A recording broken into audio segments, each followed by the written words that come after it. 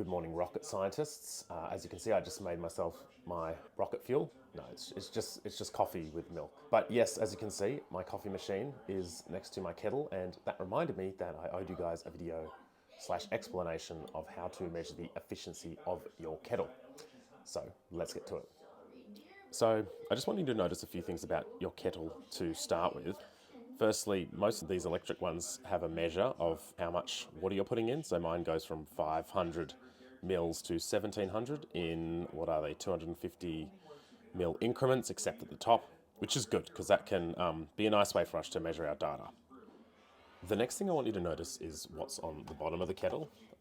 Be careful when you're doing this.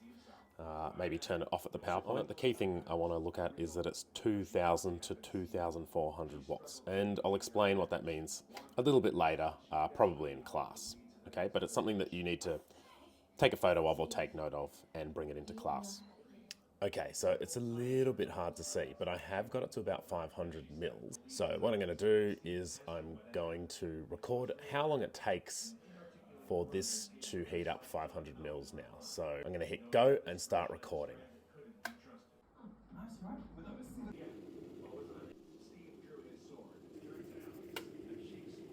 Okay, so I finished recording how long it took to heat up 500 mils of water, and it was about 2 minutes and 10 seconds for my kettle, which is 130 seconds. So we want to be working in seconds mainly. So that's effectively what you're going to do, but you're going to repeat that. So you're going to be drinking a lot of tea, coffee, hot chocolate. Maybe it's a nice idea to offer some of your family or friends some nice hot beverages. Now, this does come with the caveat that you do need to be careful. You are dealing with hot water, but these things are in your home, so safe enough to be using. What I really want you to do, though, is repeat that experiment for different volumes of water. Because what we want to do is check the efficiency of different volumes of water in the kettle, right? We want to know, is it better to boil a lot of water or just a little bit?